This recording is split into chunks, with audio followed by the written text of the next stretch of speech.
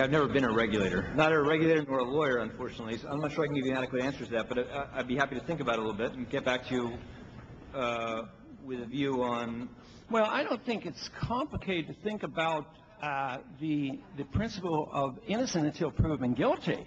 How about the IRS? Can't you advise the IRS and say, don't assume anything until you prove these guys did something wrong before we prosecute them and say that they owe $500,000? I mean. All right. According to the New York Federal Reserve's website, regulation, in fact, is the job of the man who collects a salary, a taxpayer-funded salary, running the New York Federal Reserve. And I quote, I went to the website earlier today just to make sure I hadn't gotten drunk at lunch, and it says, as part of our core mission, this is the New York Federal Reserve, we supervise and regulate financial institutions in the 2nd District.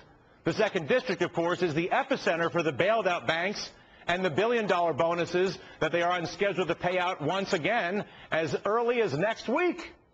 Count number 3, what one blogger dubbed the Christmas Eve taxpayer massacre. As you and I were wrapping those last-minute presents, Geithner's Treasury Department wrapped the biggest present of them all, lifting the $400 billion cap on taxpayer responsibility for potential losses for Fannie and Freddie. The new cap, unlimited, infinite taxpayer funds. Interesting timing, wouldn't you say? Christmas Eve, Tim? Really? Still no word on recovering the hundreds of millions paid to the CEOs who created the toxic mess we now call Fannie Mae and Freddie Mac. Count number 4. Geithner's too cozy with certain banks. Remember those call logs when he first started? 80 contacts with Goldman Sachs, JP Morgan, and Citigroup in just 7 months' time. You'll notice, particularly Goldman and JP Morgan, basically have total monopolies on their markets and are wealthier than they've ever been. Meanwhile, Bank of America's CEO only received 3 calls. Apparently B of A not one of Geithner's favorites. You can see why when you consider that there are still many unanswered questions about Tim Geithner's role and threatening to fire Bank of America management if they didn't go through with a deal to buy the ever-increasingly more toxic Merrill Lynch. Kind of jammed it in there and told them to shut up. Finally, count number 5, TARP investigator Neil Barofsky's report that says Geithner's New York Fed overpaid the big banks through AIG by billions of dollars. Geithner says it had to be done. Maybe so. Then again, maybe not. But that takes us to our penultimate point. Our ultimate need is, since the Treasury Secretary has yet to prove whose side he's really on, the Wall Street bigwigs who exploit our government to enrich themselves, or the American taxpayer who by law is forced to send vast fortunes to Washington, D.C., only to watch that money to be abused. Here's a litmus test for Mr. Geithner. Either show us the past 10 years of AIG emails between AIG, the New York Federal Reserve, and Goldman Sachs, or step down so that we can get somebody in there who will show them to us. A crime has been committed against America and its taxpayers. And right now you, sir, Tim Geithner, are standing at the door of the crime scene, refusing to allow anybody in to even see the evidence. Show us you're not involved, Mr. Geithner. Prove the White House correct in defending you. All we're asking for is the transparency promised by the president you serve. Joining us now, Republican Representative from Texas, Kevin Brady. Democratic California Congressman Brad Sherman along. Ariana Huffington is here as well. I want to start with you, Representative Brady, and I'm going to read something from a piece written by William Black, Frank Partnoy, and Elliot Spitzer recently. He says, if 5 months of emails reveal information key to our understanding of the aftermath of the crisis, imagine what 10 years of emails could contribute to our understanding of its causes. We believe the AIG emails and other internal company documents are the black box of the financial crisis. On what basis is the Treasury Secretary able to continue to perpetuate the culture of keeping this secret? Well, I don't know. The White House just doesn't get it. You know, there are not just 10% of Americans unemployed, 2 million have just quit looking, and they just believe so much attention is being paid to a few on Wall Street while the unemployment line continues to grow. They've lost faith. For all the points you just laid out and more, they've lost complete faith in this ability to get this economy turned back around. They do think this administration's far too Yeah. cozy I mean, to so Wall Street. And Tim Geithner's the lead guy.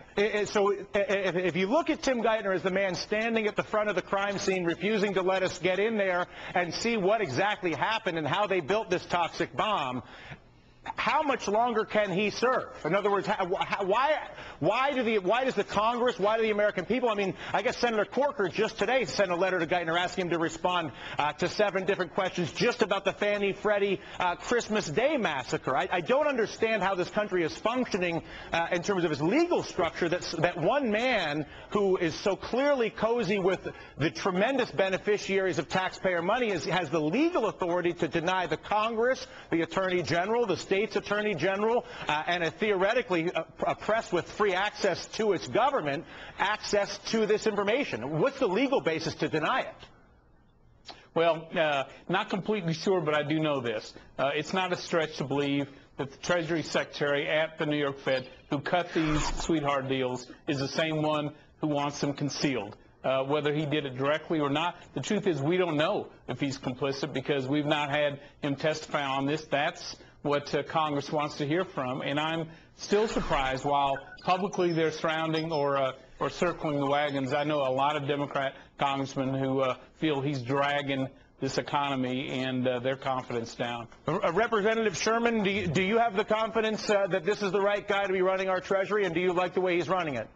Well, I think he's carrying out the president's policies. He has the confidence of the president. You know, my good friend from Texas never called for Hank Paulson to resign. And Paulson was lying to Congress again and again, and of course presided over the greatest downturn in the economy in even my lifetime, and I'm pretty old. No, actually, a lot of the downturn has actually happened subsequently, but you're off topic, quite honestly. Do you believe it's appropriate that the Treasury Secretary deny all of us access to the AIG emails for the past 10 years? I don't see a reason for us to be denied access to those emails, but that's why I think we need Ron Paul's bill to audit the Fed. This is just one aspect. That's a different issue, and we could do that as well. It's the same issue. We're talking here about transparency at the Federal Reserve Board. I'm also talking about transparency with the Treasury Department, right? In other words, I'm saying we can go all day in circles, but we have a specific man here, Tim Geithner, who was running the New York Federal Reserve. That was the regulatory body for the banks that were able to extract all the money in question, and this same person is now denying us access to information. I don't understand why I need an audit the Fed bill in order to find out what the Treasury Secretary's rights to deny us access to information are. Well, this is all email at the Fed branch in New York. Understood, but there's also email between AIG and Goldman Sachs. There's so much email. AIG and Goldman Sachs, those are private emails between 2 private companies. Why would the Secretary of Treasury have control of those? We gave $24 trillion to. How is it I don't want to get it. Listen, if I'm a private company, I'd like to get $24 trillion and tell everybody to ignore me as well. Ariana, am I drunk? Have I lost my mind?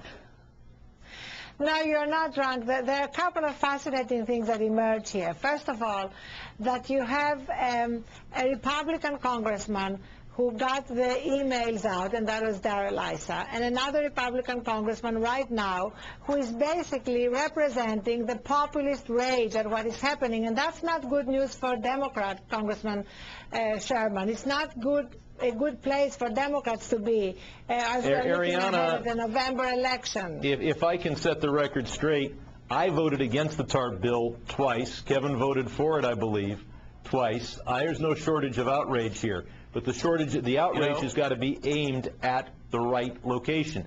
And you can't come and say we're going to hide everything at the Fed except for one transaction with AIG. The whole Fed ought to be subject to GAO audit. Look, we're way off target here. No, we're off topic because I think Mr. Sherman either doesn't understand the subject matter or doesn't want us to focus on Tim Geithner, who is clearly blocking our ability to get information about AIG, Goldman Sachs, and the New York Federal Reserve and the U.S. Treasury. Is that because is there a political card you're playing here, Representative Sherman? I don't understand why you don't want to address directly the issue of Tim Geithner's refusal to reveal those emails. Well, you're starting with the absurd view that the Secretary of the Treasury controls the email servers at AIG. No, and at the Fed. I'm actually not, it's not an absurd view. What I'm working with is the factual view that the Treasury Secretary controls the board of directors, the three people that control AIG, which is its custodian, because we, the American taxpayer, own it, and the Treasury Secretary has the authority to tell those three individuals that AIG must turn over all of those emails. That is not absurd. That is a fact, and yet the Treasury Secretary refuses to do it.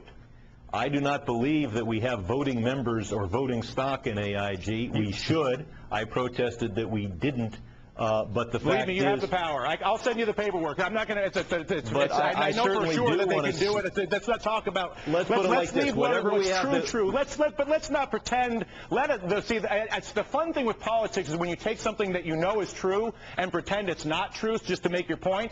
Let's not do that with this show. I thank the three of you. If I can get a word in edgewise here, I'd like to see those emails to the extent that they're in the custody of the federal government. All right. Well, they are very obtainable if, again. Then we ought to see them. Okay, great. I'd love for you to get them for us.